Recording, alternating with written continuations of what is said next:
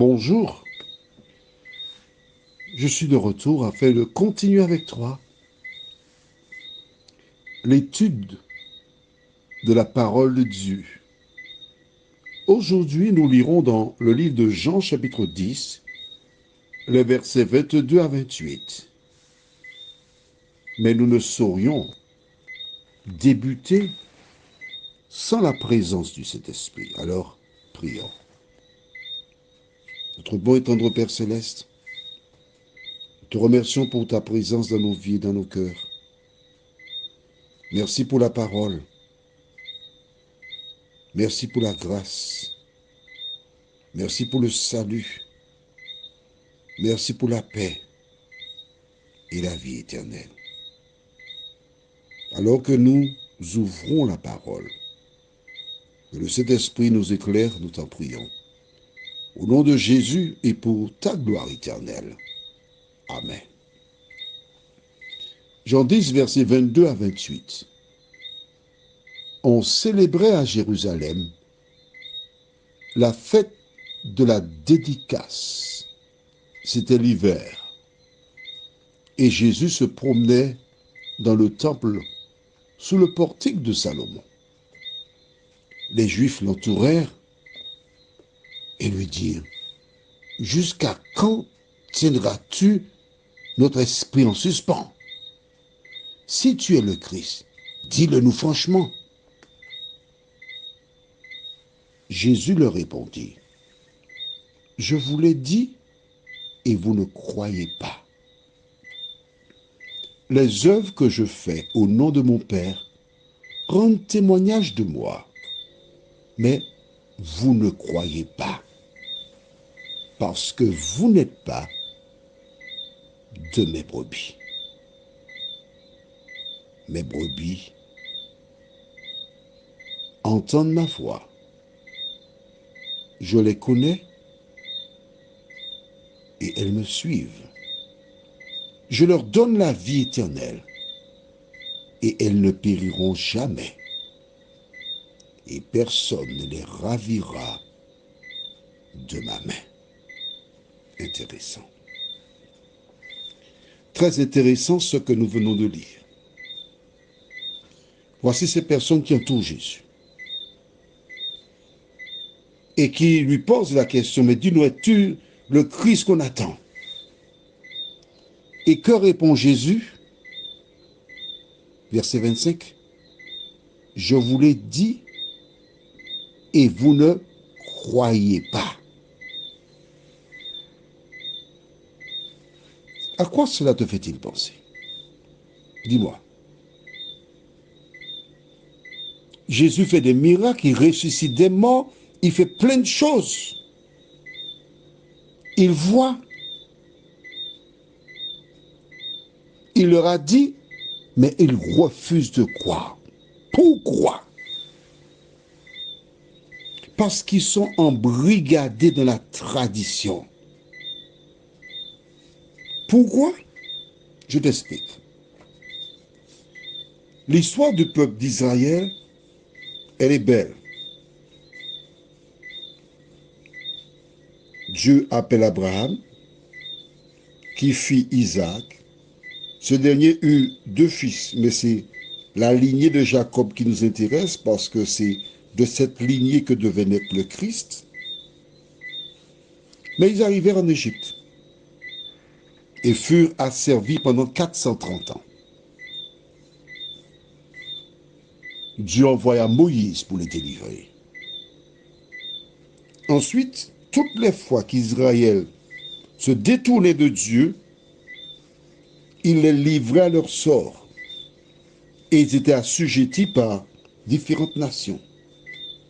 Ils criaient à l'Éternel et il leur envoyait un libérateur. Ils ont toujours connu ce qu'on appelle des tombées levées. Chaque fois qu'ils ont un problème, ils tombent, Dieu envoie quelqu'un, hop, ça repart. Et dans leur tête, maintenant ils sont assujettis aux Romains. Dieu par le passé envoya Moïse, il envoya Saül, David, Gédéon, etc., Samson. Et dans leur tête, ils étaient bloqués. Le Christ que nous attendons doit venir pour nous délivrer des Romains. C'est ce que nous voulons. Tu notes avec moi donc qu'ils avaient leur cliché et qu'ils étaient bloqués dans ce cliché-là. Mais le plan de Dieu n'était pas ce cliché. Et c'est ainsi encore aujourd'hui. Nous avons tous notre manière de penser, de croire. Mais est-ce qu'elle est conforme au plan de Dieu? Arrête-toi un instant. Prends le temps pour réfléchir. Jésus leur dit, là, vous ne croyez pas?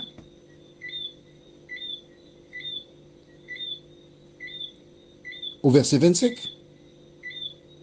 Au verset 26, mais vous ne croyez pas. À 2 reprises, il leur dit, vous ne croyez pas. C'est comme l'exemple que je t'ai donné, la Pâque. Dans Exode 12, l'institution de la Pâque, où il est question de l'agneau, des herbes amères et le pain sans levain. As-tu été lire? As-tu regardé? Je ne veux pas que tu m'écoutes, je veux que tu lises dans la Bible par toi-même. C'est important, pas de bonnes habitudes. Je sais que ce n'était pas dans tes habitudes, mais moi je te dis, c'est comme ça qu'il faut faire. Alors tu prends la Bible, tu la lis. Maintenant, si lorsque tu as lu et tu as vu que la Pâque c'est agneau, pain sans levain et herbes amères, et ce rituel qui était une fête nationale pour les Hébreux, les Israélites, car la Pâque pour eux c'était célébrer la délivrance d'Égypte, elle n'a aucune raison d'être pour toi aujourd'hui. Parce que Jésus a institué une nouvelle Pâque. Et c'est ce qui s'appelle le service de communion, où il se leva, lava les pieds des disciples, les sécha, puis après avoir pris, rompit le pain, leur donna le pain à manger. Il a dit, mangez-en tous. Il a prié sur le vin, il leur a donné en disant, buvez-en tous. C'est ça la nouvelle Pâque. Maintenant, tu as lu, mais que fais-tu? Tu restes sur ta position. C'est parce que tu ne crois pas en Jésus. Aussi simple que ça. Ah bon, mais oui, c'est ça, oui. Quand tu fais le contraire de ce que Jésus a dit, ça veut dire que tu ne crois pas ce qu'il a dit et tu fais ce que toi, tu as reçu de qui? Parce qu'il n'y a que 2 chemins. La vie et le bien, la mort et le mal. Si tu n'es pas avec Jésus, tu es contre lui. Mais il dit au verset 27, mes brebis entendent ma voix. Je les connais et elles me suivent. C'est-à-dire que les brebis qui sont quelque part, lorsqu'elles entendent la voix de Jésus, que font-elles? Elles se lèvent, elles partent et elles suivent Jésus. 3. Qui écoute les audios depuis fort longtemps. Que fais-tu? Tu es toujours à la même place ou tu t'es levé pour suivre Jésus? Prions.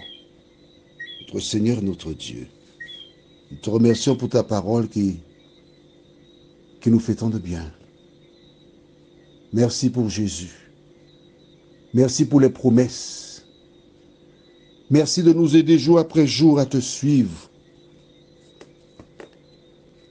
De telle sorte que lorsque tu reviendras dans la gloire chercher des enfants, nous fassions partie des rachetés qui t'attendent pour vivre sur cette nouvelle terre où la justice habitera.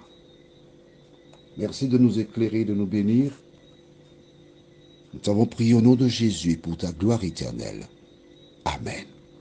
Je te souhaite une bonne journée en te rappelant que les brebis de Jésus entendent la vérité et suivent la vérité. La vérité, c'est Jésus. Alors, n'aie pas peur. suis Jésus.